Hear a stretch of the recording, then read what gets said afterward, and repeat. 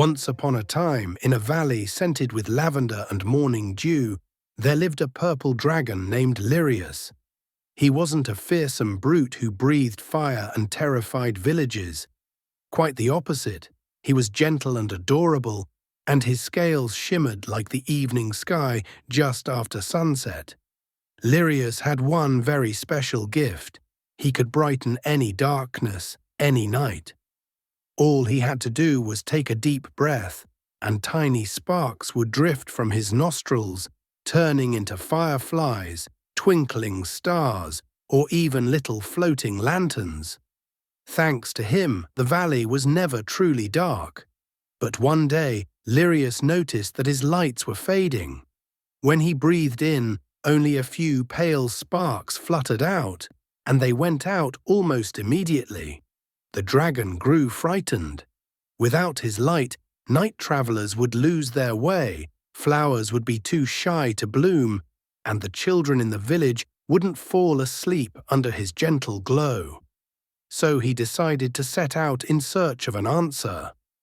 Lirius flew over hills and rivers until he reached the starry forest, a place where light was said to be born. The trees there had bark dotted with tiny glowing specks that pulsed like stars in the sky. "Welcome, Lirius," came a soft voice. It belonged to an ancient tree named Lumor, the wisest of them all. "I can feel your light growing weak, but the reason that you must discover yourself." "But how am I supposed to find out?" the dragon asked. "You must find your lost little light again," the tree replied. Lirius thought about it. He had never considered such a thing before. But he trusted the old tree, so he set off once more. He didn't know where to go. He simply walked.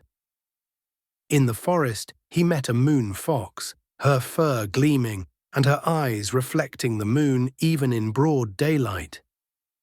"You're looking for your little light, aren't you?" she said before he could ask. "I've seen it. It was running toward the dark hill." "Running?" Lirius blinked. Why would it run away?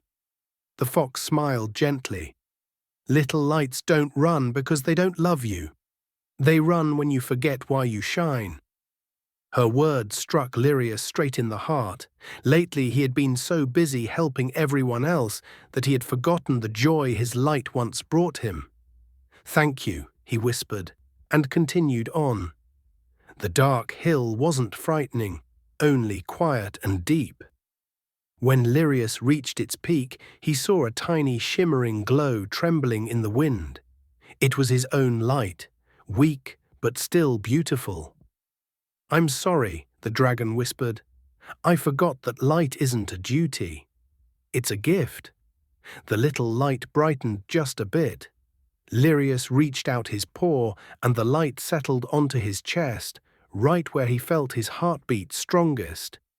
And in that moment, something wonderful happened. His scales burst into the glow of 1,000 purple stars. His breath once again created fireflies that danced around him like joyful children. When Lirius returned to the valley, everyone was already waiting, hoping for his light. He lit the first spark, and it blossomed into a great star that settled above the valley like a protective lantern. People and animals stepped outside cheering, "Lirius is back!" And the dragon smiled. He now knew that his light would stay strong as long as he shone not only for others, but also for himself. And so the valley never lost its gentle purple glow, and Lirius never again forgot that light begins within. If you enjoyed this little tale, hit subscribe. You won't miss any new charming stories. Have a lovely day.